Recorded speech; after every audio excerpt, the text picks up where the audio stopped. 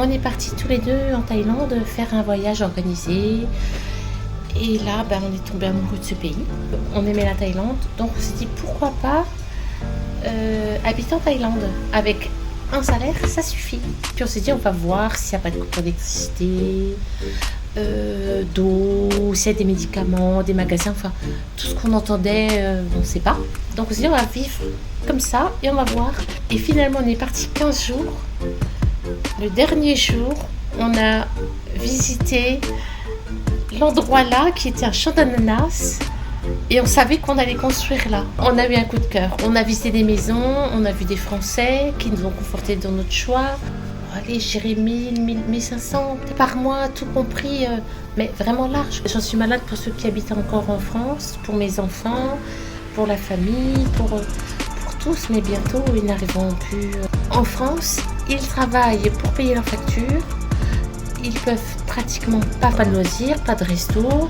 C'est de la survie, c'est de l'insécurité parce que là encore, je vois près d'où on habitait avant, près de Metz, il y a eu encore 5 morts là, ou 5 agressions au couteau.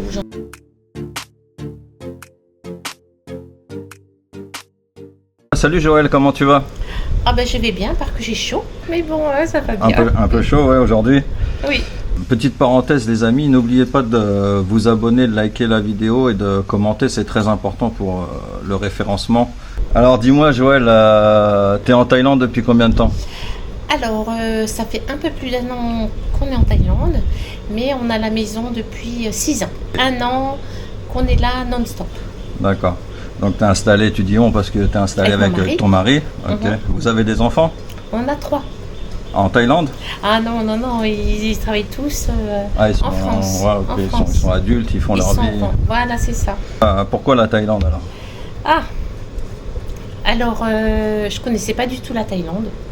Et j'ai eu ma meilleure amie qui m'avait toujours dit la Thaïlande, c'est le plus beau pays que j'ai jamais fait. Puis moi, je la croyais pas parce que je connaissais pas la Thaïlande. Et donc, quand mon mari a eu 50 ans, plutôt que de faire une grande fête avec plein de monde, on est partis tous les deux en Thaïlande faire un voyage organisé. Et là, on est tombé amoureux de ce pays. Et comme on a une différence d'âge, mon mari, on va appeler Denis, Denis avait dit sur la retraite, je ne resterai pas où on habite actuellement, parce que nous, on habite dans le nord de la France. On habite près de Metz, près du Luxembourg. Il fait froid, il pleut tout le temps. On ira au soleil, parce qu'on aime le soleil. Sauf qu'avec la différence d'âge, le soleil, j'aurais dû continuer à travailler. Et j'avais une bonne situation où j'étais, une qualité de vie, une belle maison. Tout recommencer de zéro dans le sud, c'est pas évident. J'avais pas envie de tout quitter. Donc ça, on a dit on verra. Mais la Thaïlande était toujours là. On aimait la Thaïlande. Donc on s'est dit pourquoi pas habiter en Thaïlande. Avec un salaire, ça suffit.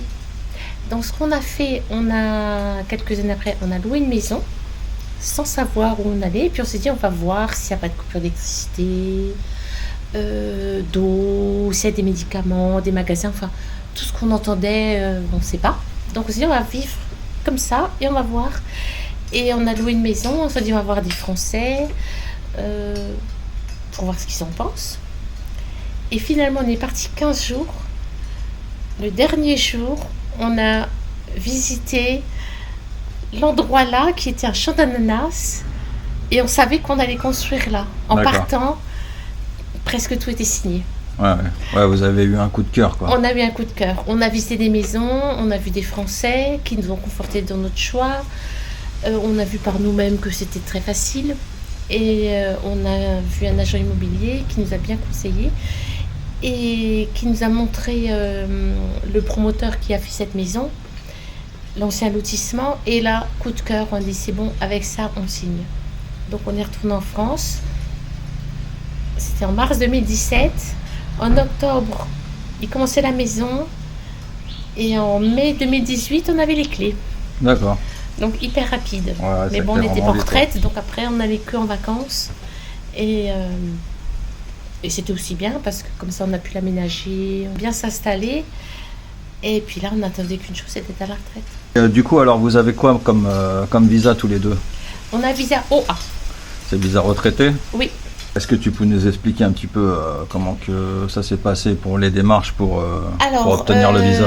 L'année dernière, alors tant qu'on venait en vacances, on avait le visa touristique tranquille. Et l'année dernière, quand on est venu, on a fait un visa OA, mais on l'a fait de France. Donc je suis passée l'année dernière par c'était Thaï Visa, et j'ai payé, mais ils sont occupés de tout. Je leur ai donné tous les documents qu'il fallait. Thaï Visa, c'est ici en Thaïlande ou c'est en France? Alors il y a en France. Enfin, il est partout dans le monde. Ah, ok, d'accord. Parce qu'il y a beaucoup visa, je sais plus quoi. Action Visa. Oui, il y en a tout plein. Ouais, il y en a plein. Il y en a plein, et moi j'avais regardé sur Internet, voilà. Et Rapid Visa aussi. Et là, j'avais regardé sur Internet, il y avait Thaï Visa qui sont partout. D'accord. Et donc, j'avais un interlocuteur qui parlait français. Et on discutait sur WhatsApp. Et puis, il m'a expliqué toutes les démarches, tous les papiers que je devais lui donner. Et il s'est occupé de tout. Comme ça, quand on est arrivé l'année dernière au mois de mai, on avait notre visa. Alors, Denis pour 1 an. Et moi pour 3 mois, parce que je suis rattachée à lui. Et donc, après, j'ai fait l'extension pour la suite. Et après, là, cette année, on a tout refait nous-mêmes. Et donc là, j'ai fait moi-même les papiers. Donc, qu'est-ce qu'il faut? Il faut les revenus. Alors, les minimums de revenus. Ou bien l'argent bloqué, 800 000 bahts. Sur le compte en banque. Voilà. Il faut une assurance santé, qui est reconnue par la Thaïlande. Alors, il y en a une dizaine, je crois. Si elle n'est pas reconnue, entre guillemets, il faut avoir une assurance taille plus la tienne. Souvent, l'assurance taille, c'est simplement, entre guillemets, pour t'acheter ton visa. Nous, on était chez April, maintenant on est chez AXA, qui est reconnu par la Thaïlande, donc on n'a pas le problème là. Mais il faut les revenus, l'assurance, il faut le domicile, il faut bien sûr les passeports. Et il fallait aussi, ça c'est pour l'assurance, le médecin, que tu sois en bonne une santé. visite. Voilà, mais il ne faut pas grand-chose. D'accord. Et du coup, niveau assurance santé, ça vous coûte combien à peu près pour tous les deux? Alors pour tous les deux, ça dépend ce que tu choisis. Nous, pour l'instant, on n'est pas du tout malade, on est en bonne santé, on n'a aucune pathologie, rien du tout. Donc pour l'instant, nous on a pris juste l'hospitalisation. Comme ça, si tu es à l'hôpital, tu es pris en charge, tu es couvert, tu n'avances pas d'argent, tout est couvert. Et donc là, ça coûte dans les 300, 350 euros, ça dépend les assurances, mais dans les 300 euros pour deux. Avec combien par mois vous vivez en Thaïlande? Ah, ça c'est toujours délicat. J'ai pas envie de parler d'argent, mais je veux dire, on est bien, franchement on s'en sort bien. On s'en sort très bien. La maison est payée, l'électricité. Ce qui coûte le plus cher en Thaïlande, finalement, c'est l'assurance. C'est l'assurance santé qui coûte le plus cher. Parce que pour la nourriture, c'est pas cher. La vie est facile, la vie est pas chère. Après, tout dépend. La vie est pas chère, mais après, tout dépend de ton mode de vie. C'est ça. C'est ça. Tout dépend du mode de vie. Enfin, pour vous, il vous faut combien à peu près pour vivre pour vous deux? Pour être confortable? Allez, je dirais 1500 peut-être. 1500. 1500 par mois, tout compris. Mais vraiment large, quoi. Ouais. Vraiment large. Parce qu'après, en sachant que vous n'avez pas de loyer parce que votre maison est déjà payée. C'est ça. Voilà. C'est ça. Et puis après, ça dépend. Ça dépend si tu vas au restaurant, si tu fais à manger, si tu vas dans quel restaurant. Nous, je sais que... alors, tous les jours, on va marcher, par exemple. Tous les matins, on va marcher. Denis court 12 km, moi j'en fais 10. Et donc, on part la matinée. Moi, à midi, je ne fais pas manger, je n'ai pas le temps. On rentre, on n'a pas envie. On va manger un street food là en bord de route, on a pour 120 bahts à deux. Donc je veux dire, ça revient finalement presque moins cher de manger à l'extérieur que de cuisiner. Si tu manges thaï, si tu veux par exemple de la gastronomie ou si tu veux vraiment européen, ça va coûter plus cher. Ouais, si tu veux manger du bœuf par exemple. Voilà, c'est ça, ça dépend ce que tu manges. Ça dépend. Et après, pour les courses, ça dépend, c'est pareil. Si tu... veux tes produits bien français, ça va coûter plus cher. Moi, je sais que ça ne revient pas trop cher parce que du fait que j'aime bien cuisiner aussi. On cuisine très bien. Moi, je fais mon pain moi-même. Je fais beaucoup de choses moi-même, les gâteaux. Donc tout ce qui pourrait coûter cher parce que c'est européen, comme je le fais moi-même, ça coûte rien. Qu'est-ce que vous faites en Thaïlande? Vous êtes retraité, mais vous avez une activité ou... On n'a pas le temps. Ouais. On n'a pas le temps. Alors, une journée type. Alors, le matin, on prend le petit déjeuner vers 6h30, 7h. Et après, à 8h30, on part marcher. On revient, il est midi pratiquement. Midi et demi. Donc, si on revient vers midi et demi, on a mangé en ville ou n'importe avant de remonter. Et après, on se pose, une bonne douche, on va un peu à la piscine. On boit un petit café, des petits gâteaux. On se détend 1 heure, 1h30. Puis après, je fais, Denis va bricoler un peu autour.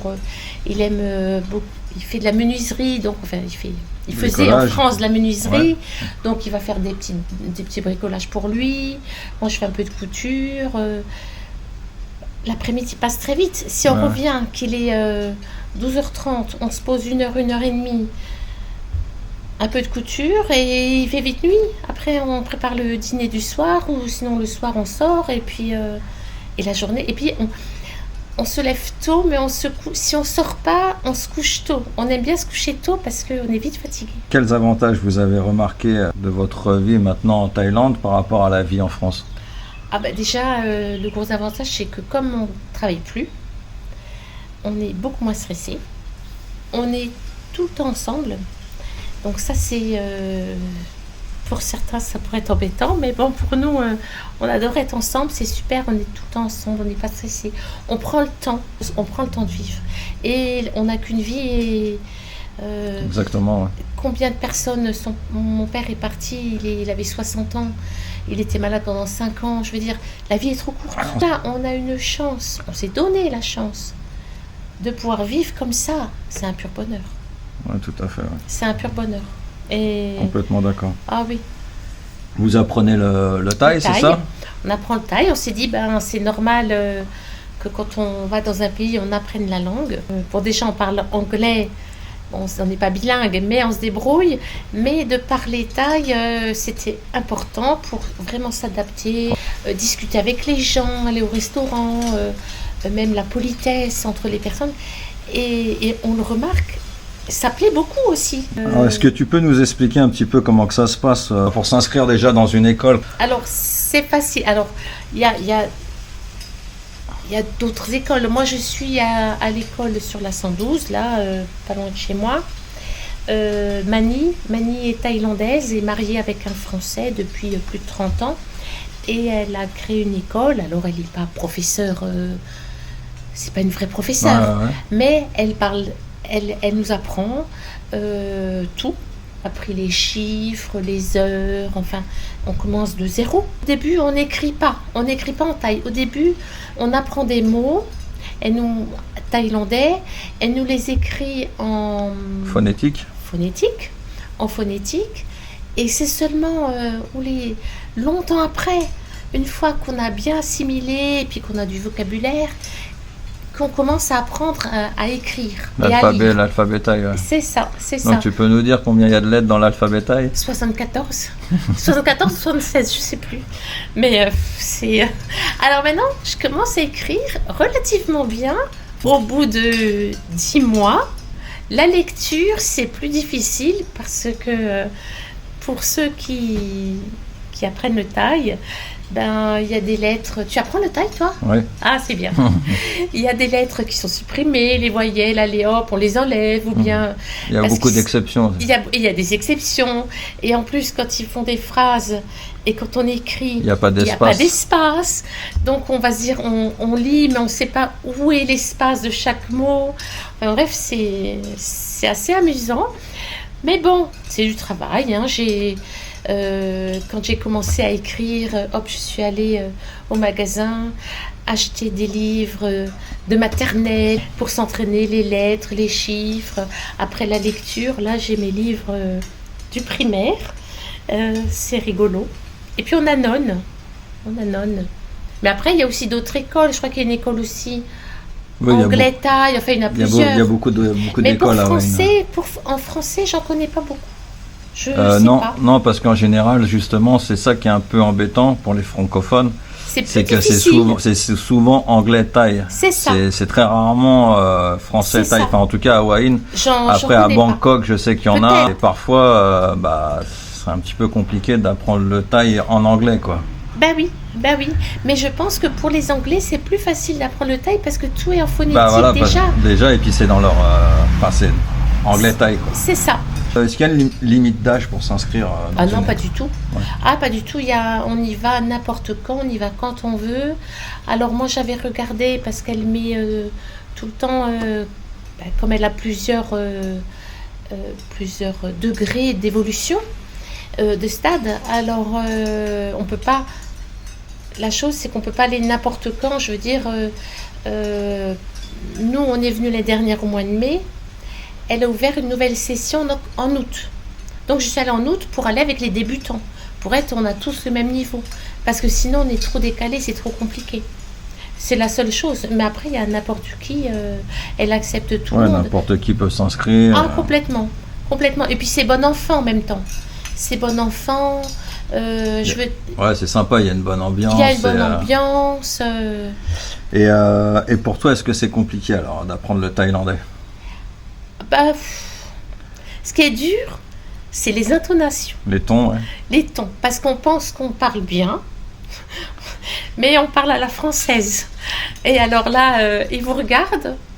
Alors j'avais un souvenir, une fois je disais quelque chose à la jardinière et je lui disais un mot. Puis je me dis, c'est le bon mot. Puis elle, elle comprenait pas.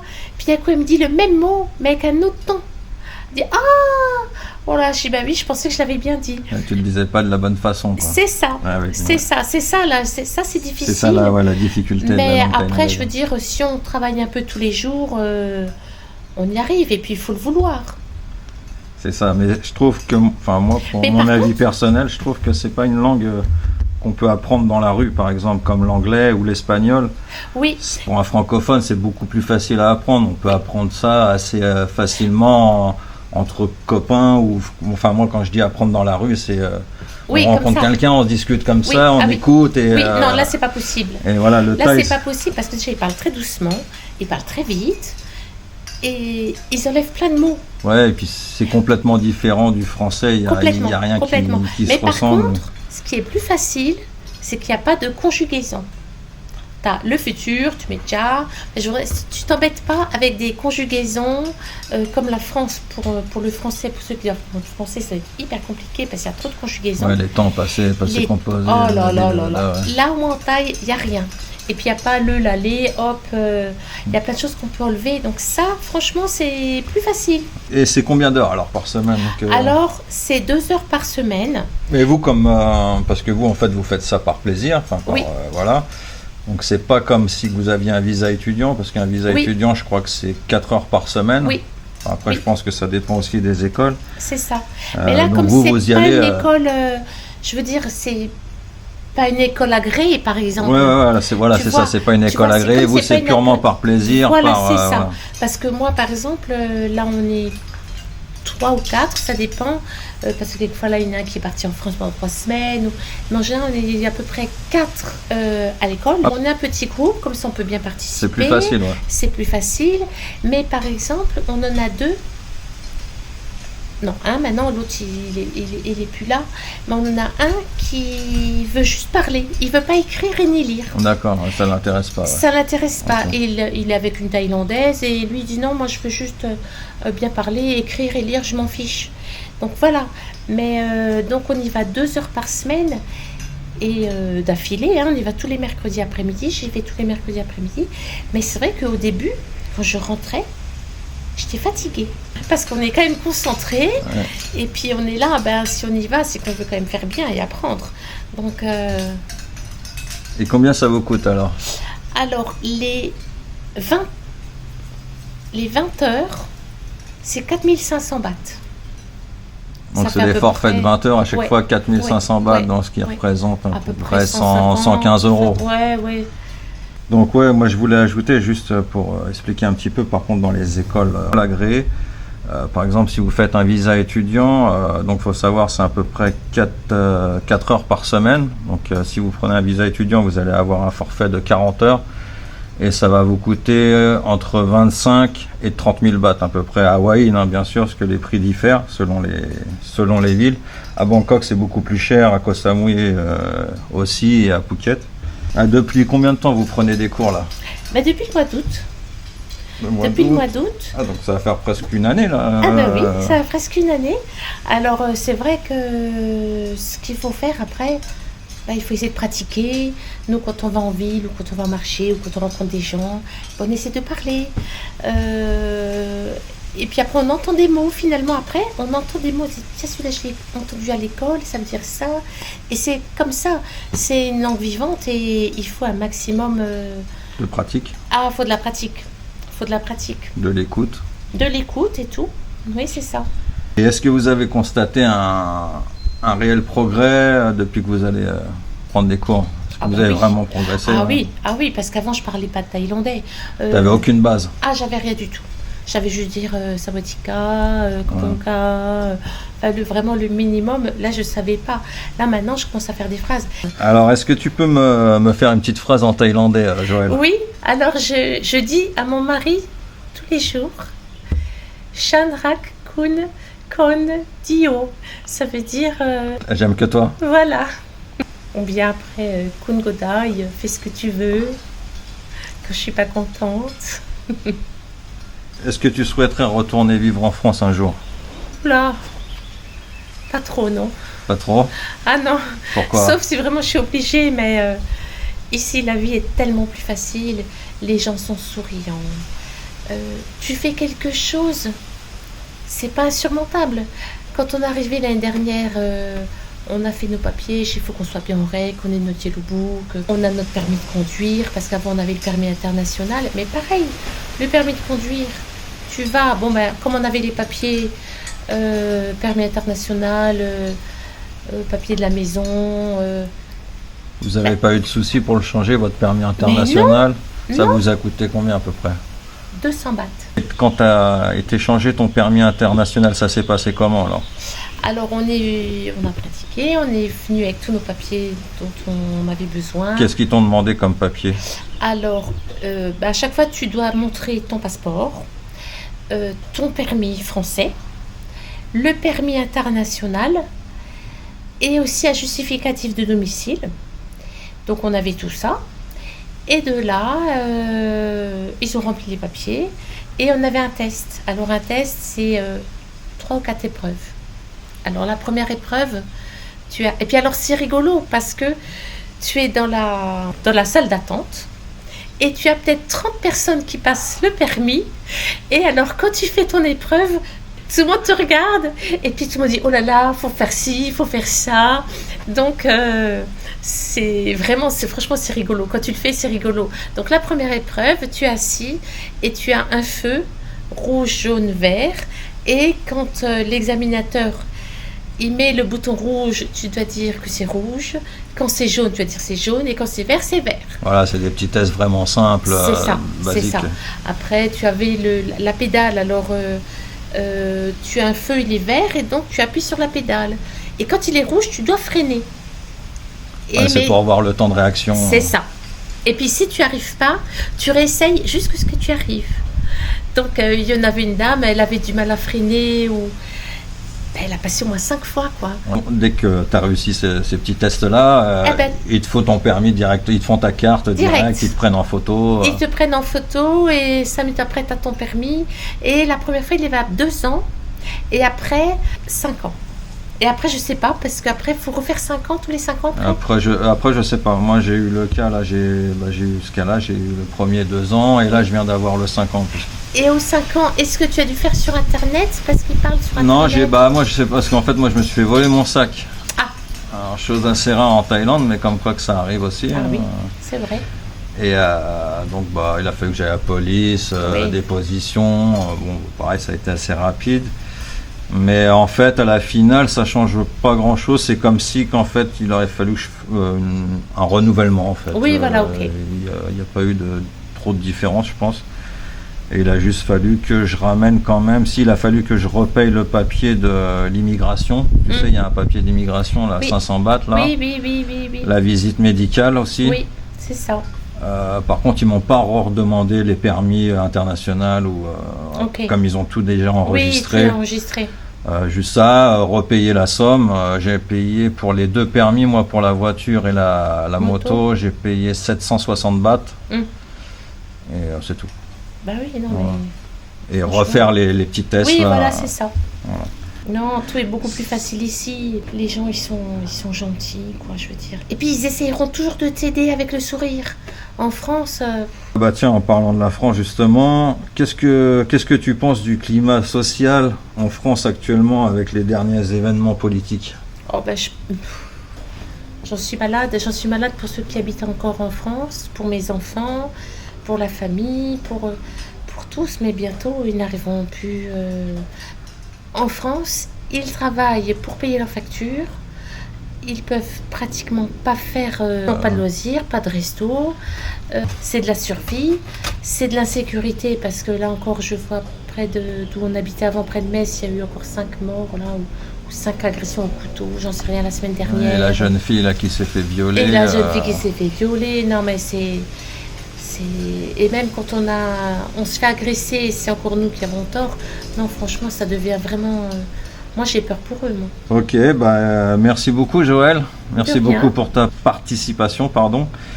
Si vous souhaitez participer à une prochaine vidéo, n'hésitez pas à me contacter sur Instagram. Je vous le mets à l'écran et dans la description de la vidéo. Et je vous dis à bientôt pour une prochaine vidéo les amis. Allez, ciao, bye bye. Au revoir.